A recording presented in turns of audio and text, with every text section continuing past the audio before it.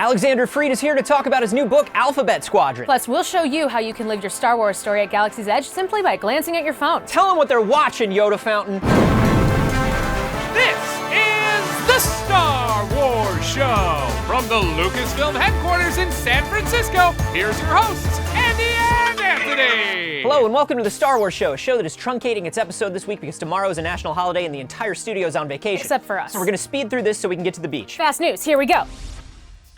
Marvel Comics is celebrating its 80th anniversary with Marvel Comics number 1000, which will include a one-page Star Wars story. The story, written by Charles Soule with art by Terry Dodson, is still a secret, but StarWars.com landed a first glimpse at one panel showing off a pretty steamy Darth Vader. Marvel Comics 1000 features 80 different creative teams, each taking a different page of the issue, and will hit store shelves this August. Finally this week, Star Wars Galaxy's Edge has opened to all guests at the Disneyland Resort without a reservation. And one of the more interactive aspects is the Play Disney app that turns your smartphone into a Star Wars datapad, further immersing you into the story of Black Spire Outpost. In fact, here's a little something we made to show you how it works.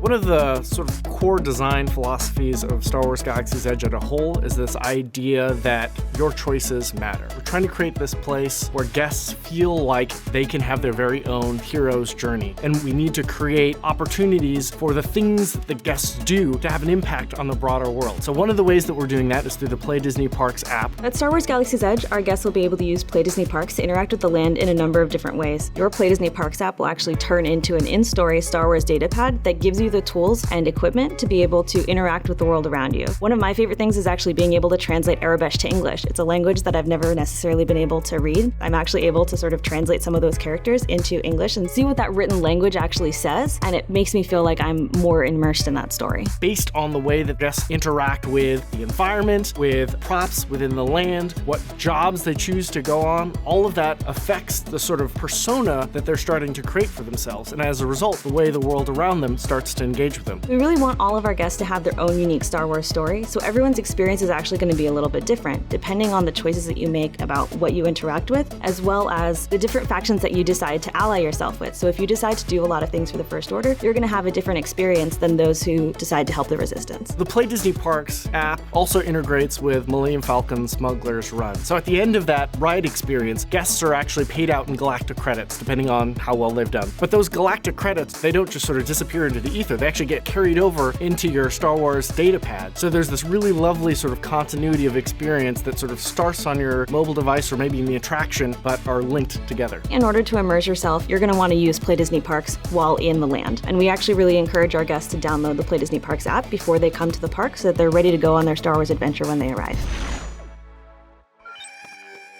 My guest this week is the author of Star Wars Battlefront Twilight Company, as well as the novelization of Rogue One, A Star Wars Story. His latest is Star Wars Alphabet Squadron. Alexander Freed, thank you so much for being here. Thank you for having me. One of the things that I absolutely love about all three of the novels that you've worked on in the Star Wars galaxy is you are a big fan of how all characters are sort of morally ambiguous. Like, not everybody can be all evil or all good, so who are the people that kind of take up these causes? Why is that so interesting for you to delve into? One of the fun things about working in the Star Wars universe for me is that it's a setting that does have an absolute good and an absolute evil, but that doesn't mean that everyone is absolute good or absolute evil, right? Like, most people in this galaxy are just living in the middle somewhere, knowing that, and maybe not even fully aware that, yeah, the Emperor is awful, right? Like, there's no moral ambiguity to Palpatine. Palpatine is a creature of pure darkness, and the light side of the Force is out there too, but most people are just trying to live their lives, and how do you do that, and how do you determine sort of where your moral compass points when you're in that reality? Yeah,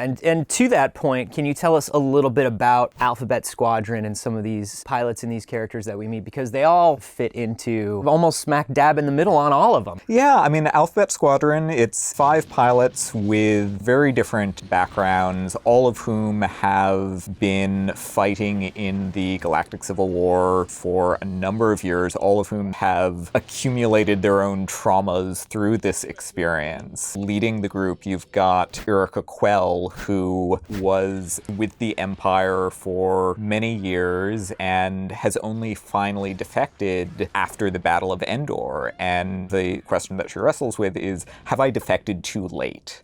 Right? Like, am I past the point of redemption now? Is there still a point to joining the New Republic now, not even the Rebellion anymore? Yeah, that's one of the things that Erica is always kind of thinking is, I knew I should have done it earlier. Why didn't I do it earlier? Yep. Alphabet Squadron ties into a lot of other Star Wars stuff that's going on right now. It is kind of an intertwining piece with TIE Fighter, which is going on right now in Marvel Comics, which also kind of intertwines with Han Solo Imperial Cadet and shares a couple characters. And then obviously we've got the very strong Rebels connection as well, with Harris obviously being a huge presence in the book. How is it working alongside and with all of these different areas of Star Wars and kind of like making all this gel and come together? Easier than you'd think. When there is a mutual respect there and a desire to go, okay, everyone do the best story that you can here, and let's all be working in the same sandbox, right? Like, we're gonna be sharing these toys. But the goal here is that all of these things on their own are going to be great,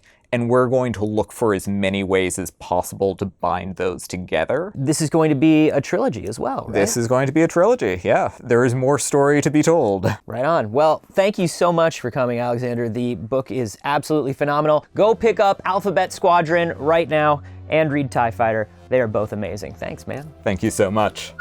You're watching the Star Wars Show. The 4th of July is tomorrow, and lots of our loyal viewers are showing off their Star Wars patriotism using the ever-so-clever hashtag Yavin 4th of July. Daniel Russell recreated Old Glory using lightsabers. R11 Django is proudly waving the Yoda flag outside of his house, while Brian's Comics watched fireworks from Black Spire Marketplace, saying it was the next best thing to celebrating the fall of the Empire on Endor. Dewback showed us a dewback with a sparkler in their mouth, wrapped in an American flag, and Josh Radici flew the Galactic Republic flag high and proud. Thanks to everyone that submitted this week. And as always, remember to like the videos, subscribe to the channel, and follow us on Twitter, Facebook, and Instagram. Thanks for watching, and may the Force be with you.